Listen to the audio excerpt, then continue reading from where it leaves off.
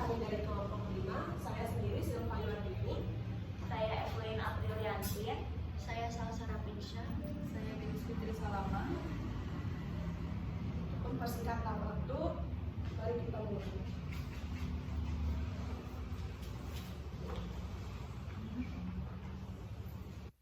Nah, di sini kami akan menerangkan ada 6 yang akan diterangkan. Yang pertama ada arti penting partisipasi anggota di dalam koperasi. Yang kedua ada dimensi-dimensi partisipasi anggota di dalam koperasi. Yang ketiga ada faktor-faktor yang mengkoperasi anggota partisipasi. Yang keempat ada jenis-jenis biaya partisipasi anggota di dalam koperasi. Yang kelima ada contoh partisipasi yang terjadi di dalam koperasi. Dan yang keenam ada kesimpulan. Langsung saja pada materi yang pertama, yaitu akan dibawakan oleh saya sendiri. Nah, sebelum lebih lanjut, di sini saya akan menjelaskan mengenai apa sih partisipasi itu. Secara harfiah, partisipasi berasal dari bahasa Inggris, yaitu participation, yang artinya mengikutsertakan pihak lain dalam mencapai tujuan. Nah, dalam kata lain, partisipasi ini keikutsertaan dalam kegiatan individu atau kelompok yang di dalamnya itu mencakup kegiatan atau proses perencanaan pelaksanaan untuk mencapai tujuan yang diinginkan. Nah, partisipasi di sini yaitu kita tidak hanya untuk hadir atau duduk di dalam suatu kegiatan, namun kita akan memberikan keaktifan atau suatu suara, karena setiap satu suara orang itu akan mendapatkan ide atau inovasi yang akan muncul. Karena partisipasi itu sangat penting. Nah, partisipasi ini berkontribusi mencakup tenaga, waktu, pikiran. Nah, jadi partisipasi secara lebih rinci sangat penting untuk dibutuhkan. Lanjut ke arti penting partisipasi anggota di dalam koperasi.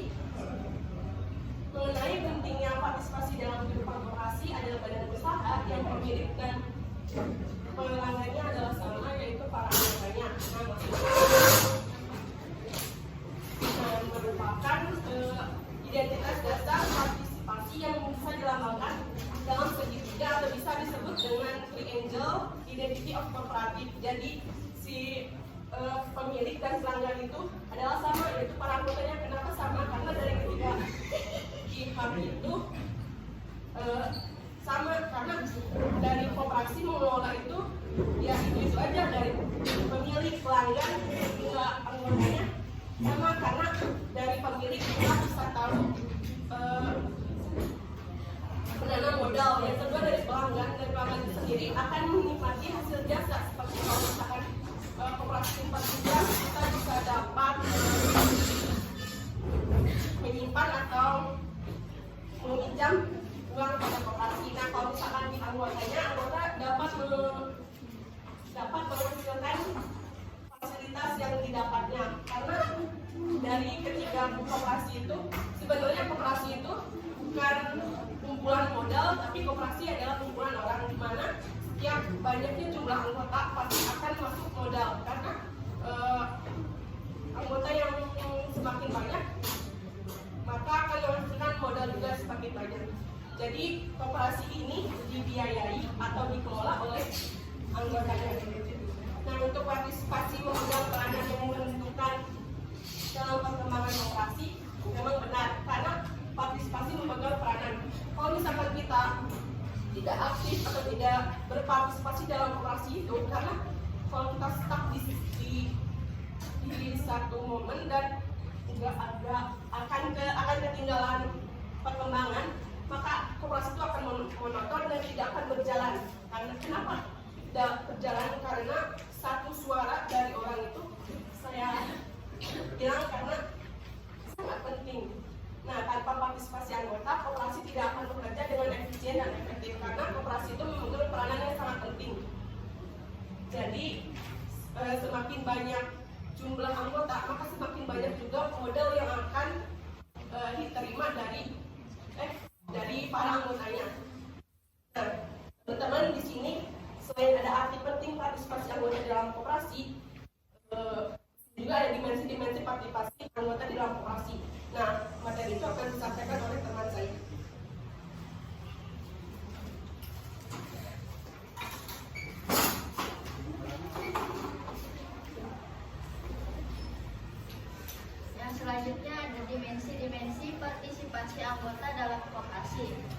di sini ada 4. Yang pertama itu berdasarkan sifatnya.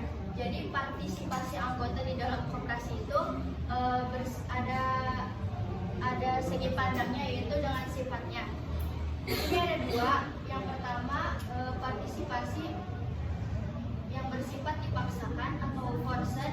Yang kedua itu ada partisipasi yang bersifat sukarela. Nah, yang pertama itu partisipasi yang dipaksakan. Yang dipaksakan atau sukarela. Tentu di dalam koperasi ini yang diharapkan itu dengan partisipasi sukarela, karena di dalam prinsip koperasi yang sebelumnya sudah kita pelajari, yaitu prinsip koperasi bahwasannya bersifat ada 2, yaitu terbuka dan sukarela. Nah, artinya di sini partisipasi itu diberikan dengan bersifat sukarela. Sebaliknya, partisipasi dipaksakan itu partisipasi yang dilaksanakan atau dilakukan secara tidak sukarela, namun di sini dilakukan secara paksaan. Kemudian yang kedua, ada dimensi partisipasi anggota yang berdasarkan bentuknya. Di sini ada 2. Yang pertama partisipasi formal dan partisipasi informal. Yang pertama itu partisipasi formal. Ini biasanya dilakukan secara formal atau resmi. Contohnya di dalam pelaksanaan rapat, atau yang di dalamnya ada bertukar argumen atau saling menyampaikan pendapat untuk mengambil suatu keputusan. Itu dinamakan partisipasi yang formal atau resmi. Yang kedua ada partisipasi informal. Di sini partisipasi yang berbentuk informal itu biasanya dilakukan dalam rapat, namun diminta untuk menyampaikan argumen atau pendapat secara langsung dalam situasi yang tidak formal atau tidak resmi. Selanjutnya ada dimensi partisipasi anggota di dalam koperasi yang berdasarkan pelaksanaannya. Di sini ada 2. Yang pertama partisipasi langsung dan partisipasi tidak langsung. Partisipasi langsung itu cenderung pada pelaksanaan rapat tadi, di mana partisipasi itu diminta atau diberi oleh anggota koperasi untuk menyampaikan aspirasinya sendiri. Sebaliknya, ketika partisipasi tidak langsung itu merujuk pada anggota koperasi yang jumlahnya sangat banyak, namun diminta hanya perwakilannya saja. Itu disebut dengan partisipasi tidak langsung.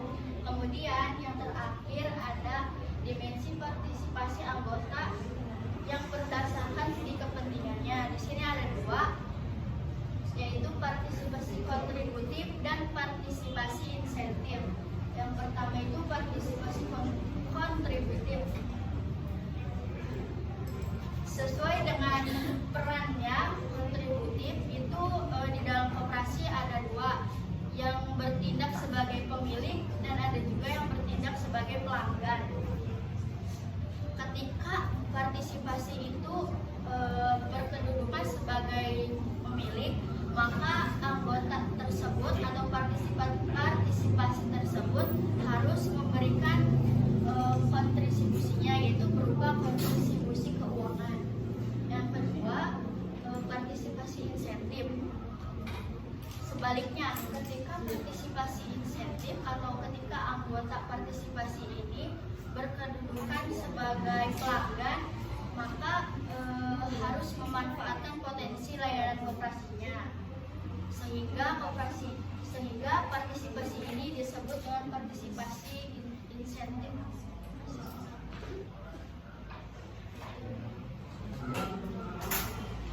Baik, selanjutnya ada faktor-faktor yang memotivasi kita untuk mau berpartisipasi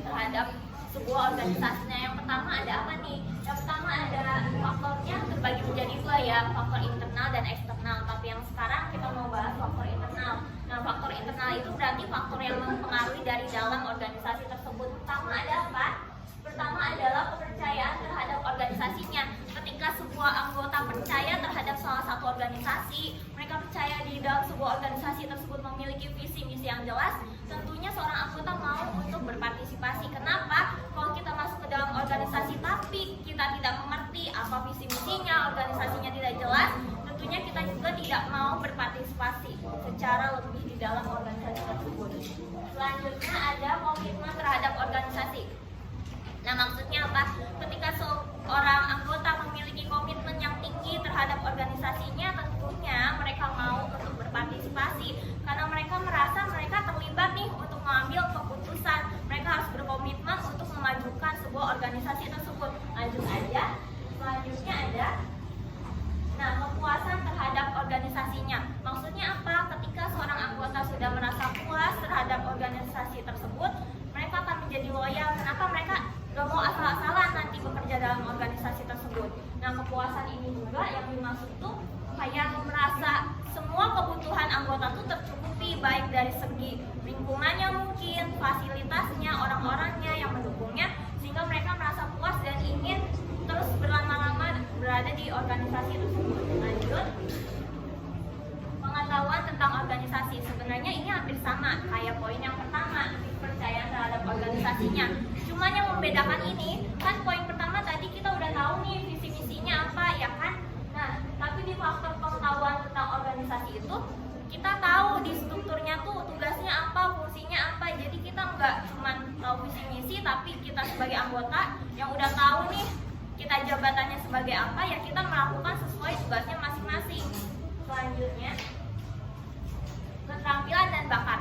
Ketika kita mempunyai keterampilan dan bakat yang relevan, yang sesuai di organisasi tersebut, kita pasti merasa enjoy menjalani apapun tugas yang dilakukan di dalam organisasi tersebut. Nah, selanjutnya, peluang untuk berpartisipasi. Nah, ini ketika kita sudah tahu skala prioritas, kita punya peluang, kita mau mengikuti setiap pertemuan yang ada, kegiatan rapat yang tentunya untuk membangun citra diri kita supaya lebih menjadi baik lagi. Nah, yang sekarang ada faktor eksternal, berarti ini faktor yang dipengaruhi dari luar. Apa sih yang mempengaruhinya tuh? Pertama dari lingkungan sosial. Ketika kita berada di lingkungan sosial yang baik, nah tentunya kita merasa aman dan nyaman. Ketika lingkungan sosial kita positif, kita juga akan merasa tenang di sebuah organisasi tersebut. Karena kenapa? Lingkungan sosial ini sangat berpengaruh terhadap setiap individu. Selanjutnya, nah ada norma dan budaya, di mana kebiasaan yang terjadi di setiap organisasi itu menjadi salah satu faktor buat kita mau berkontribusi atau enggak. Kalau norma budayanya kurang baik, mungkin kita akan menjadi bingung, kita nggak mau lagi berkontribusi secara lebih lagi. Selanjutnya ada insentif dan penghargaan. Nah, setelah kita berpartisipasi, tentunya kita juga ingin dong dihargai. Kenapa? Kalau kita udah bekerja lebih keras, terus ada salah satu orang yang males-malesan, yang satunya rajin, tapi yang rajin ini nggak dihargai, ya percuma dong kita ikut organisasi. Justru kita mau di organisasi ini, kita kan mau mengembangkan diri secara lebih lagi. Nah, makanya penting banget nih kita harus menghargai setiap anggotanya untuk diberikan sebagai penghargaan. Nah, yang gak kalah penting nih ada salah satu tips untuk kita mau lebih lagi berkontribusi di dalam organisasi. Jangan lupa untuk selalu melibatkan anggota. Maksudnya melibatkan apa? Baik dari pengambilan keputusan dan lain sebagainya, minta feedback, supaya nanti organisasi kita ke depannya menjadi organisasi yang lebih baik dan lebih maju. Sekian dari saya, mungkin selanjutnya materi akan dibawakan oleh rekan saya.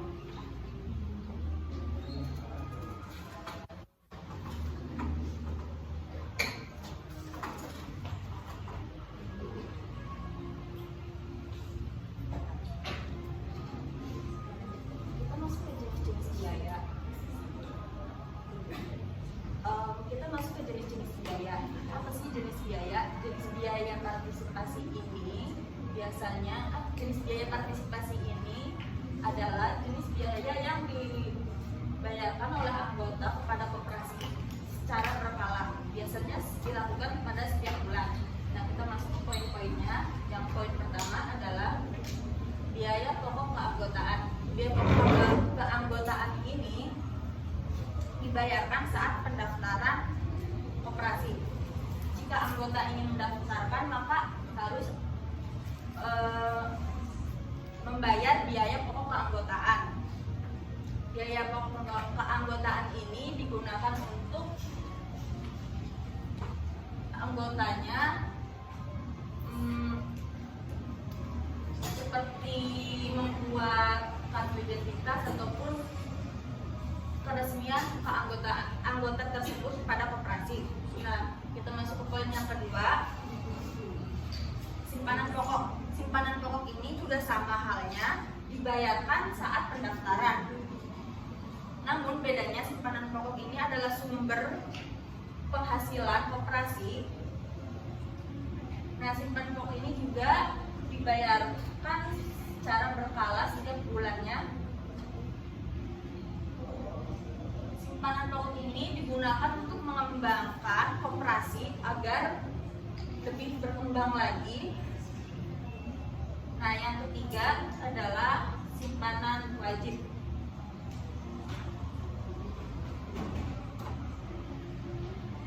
Simpanan wajib ini biasanya dibayarkan juga secara berkala oleh anggotanya kepada koperasi.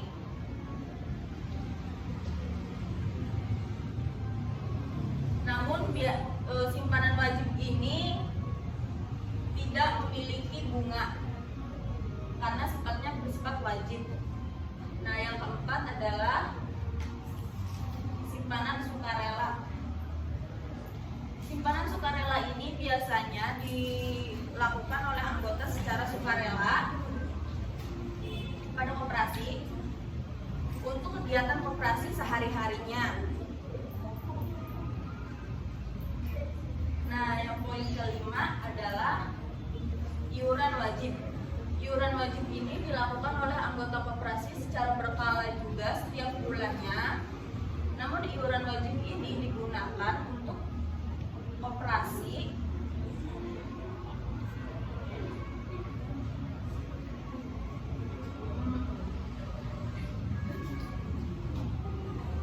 untuk menyimpan uang anggotanya dan akan digunakan pada saat koperasi membutuhkan. Nah, poin yang keenam adalah retribusi jasa. Nah, retribusi jasa ini diberikan kepada anggota koperasi jika anggota koperasi memberikan jasanya mau berupa uang, jasa maupun barang kepada koperasi. Nah, ini ada bunganya dan bunga ini lebih besar dari simpanan wajib. Beda dengan simpanan pokok yang tidak ada bunganya. Yang ketujuh adalah sumbangan. Nah, sumbangan ini bersifat tidak wajib dikarenakan tidak ada aturan yang mewajibkan anggotanya untuk menyumbang kepada koperasi. Sumbangan ini biasanya dilakukan oleh anggota koperasi setiap bulannya, tapi itu tidak wajib untuk anggota. Jadi siapapun yang mau itu boleh menyumbangkan. Nah, biasanya sumbangan ini dananya akan dialokasikan untuk mengelola koperasi agar lebih maksimal dan lebih seimbang. Kita masuk ke contohnya. Anggota koperasi berhak untuk mengetahui segala jenis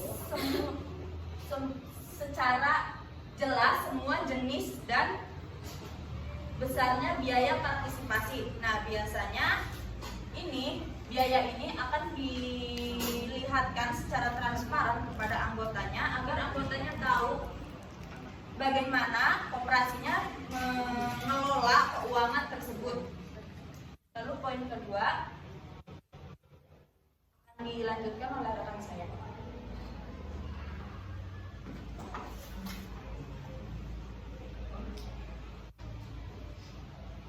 Nah, ini ada contoh partisipasi yang terjadi dalam koperasi. Nah, penerapan dalam manajemen dalam perencanaan koperasi simpan pinjam. Maksudnya gimana? Ketika di dalam sebuah koperasi ini sudah memiliki perencanaan yang baik, kita misalnya melakukannya, kita ngadain pembinaan. Nah, tentunya kita menjadi senang kan? Oh, kita tahu nih kayak gini, kayak begitu. Nah, langsung aja kita udah menyukseskan dalam contoh partisipasi yang terjadi dalam koperasi tersebut.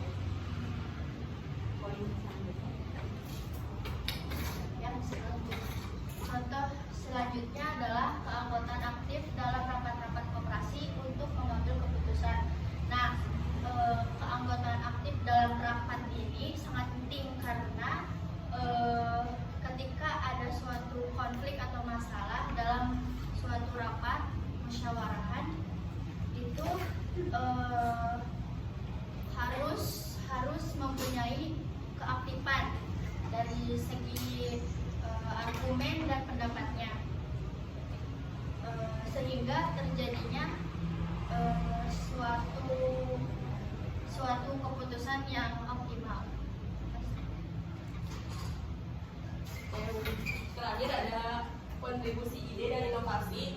Secara awal kan saya sudah bilang untuk berikut kontribusi ide dan inovasi. Nah, contohnya yaitu dengan cara mengembangkan teknologi. Nah, bagaimana dengan cara mengembangkan teknologi yang kita sebagai di zaman digital atau modern menciptakan jadi si koperasi itu menciptakan aplikasi atau mobile seperti kayak misalkan DJB punya Gigi. Nah, koperasi ini bisa menciptakan mobile supaya pemasukan atau peminjaman lewat aplikasi tersebut secara lebih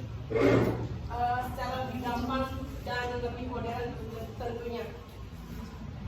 Nah, untuk kesimpulan, berarti bahwa partisipasi memang sangat penting dilakukan oleh anggota karena tanpa adanya partisipasi tidak akan berjalan dengan lancar koperasi karena suara itu paling berhak, satu suara paling berhak karena akan melihatkan perkembangan koperasi di masa depan.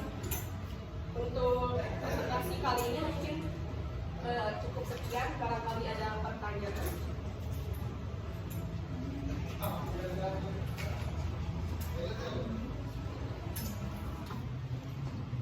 Sebutkan yang dijelaskan faktor-faktor apa saja yang dapat menyebabkan rendahnya partisipasi anggota terhadap koperasi tersebut. Langsung aja, izin menjawab, Rina. Tadi faktor yang menyebabkan rendahnya seorang anggota untuk tidak berpartisipasi ya kan? Ya. Yang pertama itu mungkin kurangnya pemahaman terhadap sebuah organisasi tersebut. Kedua, lingkungannya tidak efisien, tidak efektif. Terus adanya faktor-faktor lain yang menyebabkan individu tersebut tidak bisa berpartisipasi, misalnya ada urusan pribadi dan lainnya. Kemudian dia tidak tahu skala prioritas yang harus dia utamakan. Maka dari itu anggota tersebut mungkin menjadi salah satu faktor yang untuk dia udah nggak jadi berpartisipasi secara lebih lanjut. Atau ini yang ditambahkan? Kalau itu kan misalnya dari diri partisipannya sendiri ya, kalau saya dari koperasi tersebut kayak mungkin kayak buat dirinya kayak kurang menguntungkan kurang feedback dari koperasi. Berarti manajemen koperasinya kurang baik karena koperasi tersebut kan berarti tidak memberikan feedback kan kita nggak ngerasain manfaatnya. Berarti berarti manajemen koperasinya kurang baik. Nah, itu yang harus dibenahi. Makanya kita belajar dari awal kan kayak perencanaan, planning apa yang seperti itu, yaitu tujuannya salah satunya untuk itu supaya organisasi tersebut memberikan dampak yang baik terhadap setiap anggotanya.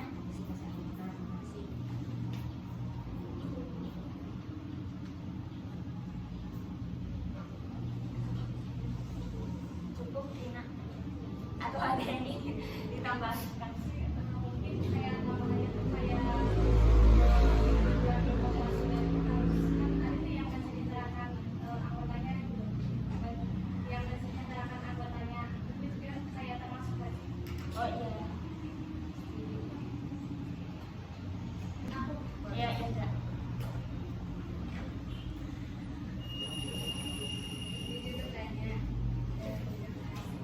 Sebutkan dan jelaskan bentuk partisipasi anggota koperasi.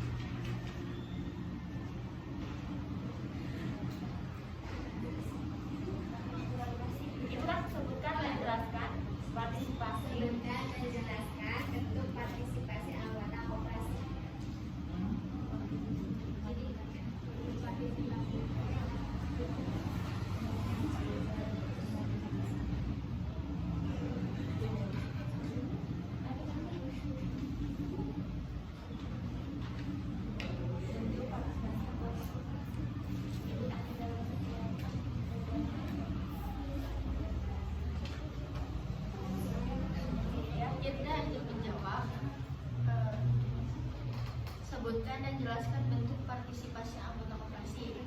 Nah, di sini ada dua partisipasi yang dipandang dari bentuknya itu ada dua. Yang pertama itu yang berbentuk formal dan kedua itu yang berbentuk informal. Nah, jika yang berbentuk formal itu biasanya yang terjadi di dalam pelaksanaan rapat. Nah, yang di dalamnya itu ada anggota koperasi atau anggota partisipasi yang saling bertukar argumen dan saling bertukar pendapat dalam mengambil suatu keputusan. Nah, dan yang berbentuk dan partisipasi yang berbentuk informal itu biasanya seperti permintaan pendapat secara lisan dari atasan maupun bawahan yang situasinya itu tidak formal atau tidak resmi.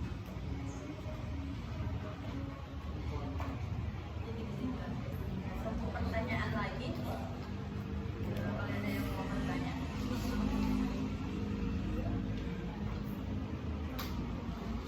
Dan Hana,